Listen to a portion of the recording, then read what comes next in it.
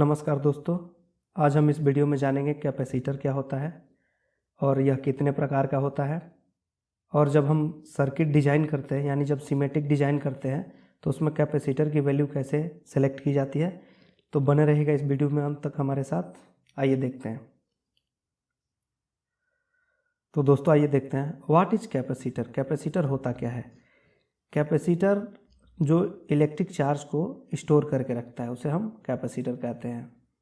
जैसा कि आप लोग इस वीडियो में देख पा रहे होंगे, जैसे हम स्विच ऑन कर रहे हैं हमारे मल्टीमीटर की जो पिन है वो वैरी कर रही है, यानी कि ये चार्ज को स्टोर कर रहा है।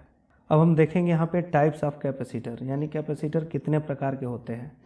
तो ये देख लीजिए यहाँ पे इलेक्ट्रोलाइटिक कैपेसिटर इसको कहते हैं। इस तरह के जो कैपेसिटर होते हैं, ये जो बड़ी वाली पिन होती है इसको हम एनोड कहते हैं यानी पॉजिटिव पिन, और ये जो छोटी वाली पिन होती है इसको हम कैथोड पिन कहते हैं नेगेटिव पिन।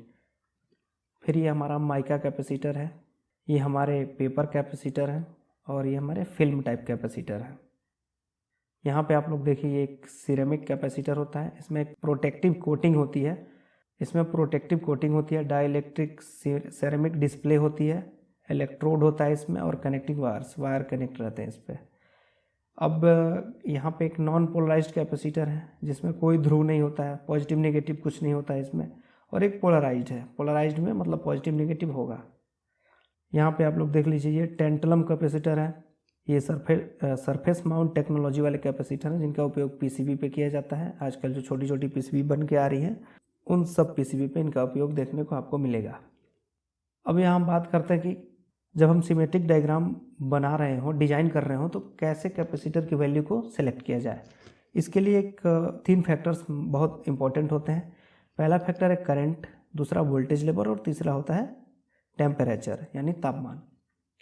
अब इसमें कुछ फार्मूले यूज किए जाते हैं जो देख लीजिए आप लोग। VRMS equal to 1/√2 into Vmax होता है, Vmax equal to VRMS divide by 0.707, IRMS equal to 1/√2 into Imax equal to IRMS into 0.707, और V एवरेज यानी वोल्टेज जो एवरेज वोल्टेज होता है वो Vmax इंटू 0.636। ये फार्मूला ये आपको याद रखने पड़ेंगे जब भी आप सब सीमेटिक डायग्राम डिजाइन करोगे और कैपेसिटर की वैल्यू लेना चाहोगे तो। अब यहाँ हम कुछ एग्जांपल से समझ लेते हैं। देखिए इसमें जो इनपुट हमारा वोल्टेज है 220 वोल्ट AC है, ±30 यानी ये वेरी कर रही है ±30 पे। अब ये जो हमारा Vmax है यहाँ पे मैक्सिमम वोल्टेज, ये VRMS की वैल्यू हमारी, और ये V एवरेज जो एवरेज वोल्टेज होता है ये है, ठीक है। यहाँ पे फार्मूला मैंने पहले बता रखा था, Vmax equal to VRMS divide by 0.707, और V वोल्ट यानी average voltage equal to Vmax into 0.636। तो यहाँ पे VRMS की वैल्यू है 220 वोल्ट, ये वाली वैल्यू, ठीक है। अब Vmax की वैल्यू हो जाएगी हमारी 220/0.707 जो कि 311.17 वोल्ट के आसपास आएगी, ठीक है। और एवरेज वोल्टेज हम निकालेंगे तो ये आ रही है 200 वोल्ट के आसपास। तो यहाँ से एक चीज़ हमें मिल रही है कि मैक्सिमम वोल्टेज क्या है इसका, मैक्सिमम वोल्टेज 311.17 जा रहा है।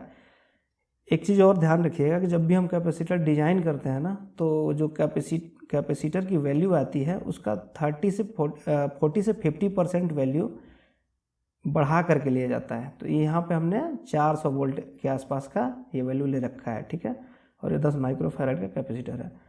अब हम एक और एग्जांपल देखेंगे।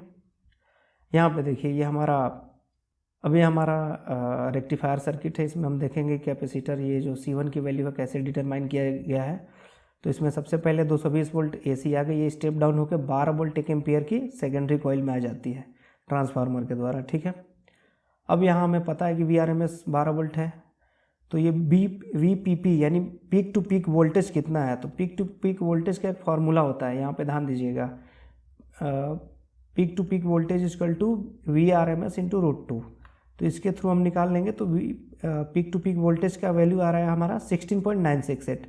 अब चूंकि एक जो AC की साइकिल है उस एक साइकिल में हमारे ये 2 एक्टिव हो जाएंगे डायोड, मतलब 2 डायोड ऑन रहते हैं पॉजिटिव साइकिल में और 2 डायोड नेगेटिव साइकिल में ऑन रहते हैं। इसलिए ये 2 जो 2 × 0.7 ये डायोड का वोल्टेज ड्रॉप है उसको घटा दिया गया है, ठीक है। इससे तो 15.568 वोल्ट जो है हमें यहाँ पे मिल रही है, यानी कैपेसिटर के एंड पे 15.568 वोल्ट मिल जाएगा हमें, ठीक है।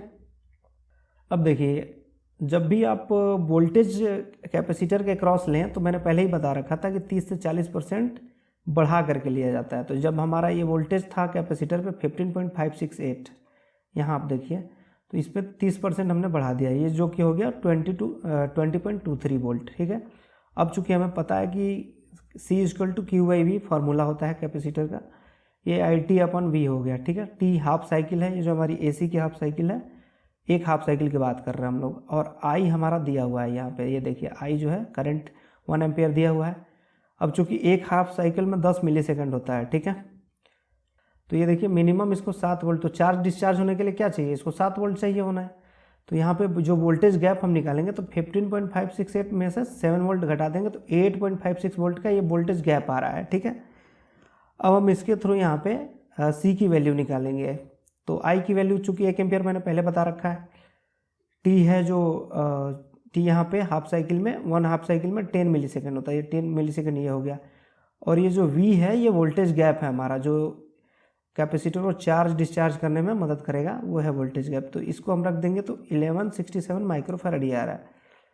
लेकिन हमें रिक्वायर्ड कैपेसिटेंस की जो वैल्यू आनी चाहिए वो हमेशा 40 से 50% एफिशिएंसी बढ़ा करके ली जाती है। तो यहाँ पे हमने क्या कर लिया, जो C की वैल्यू आ रही थी कैपेसिटर की, वो 1167 प्लस 50% एफिशिएंसी जोड़ दिया, तो ये हो गई 1750 माइक्रोफैराड। यहाँ पे वैसे ही वोल्टेज हमें कितना मिल रहा था, यहाँ से जो कैपेसिटर के क्रॉस वोल्टेज है वो 20.23 वोल्ट है। ठीक है, अब देखिए जो कि चूँकि हमें मार्केट में जो अवेलेबल कैपेसिटर की वैल्यू है ये हमें 1750 माइक्रोफैराड नहीं मिलेगी, तो इसको हम बढ़ा करके 2200 माइक्रोफैराड का ले सकते हैं, और ये जो 20 वोल्ट आ रहा है इसको हम 25 वोल्ट तक मिनिमम 25 वोल्ट ले सकते हैं।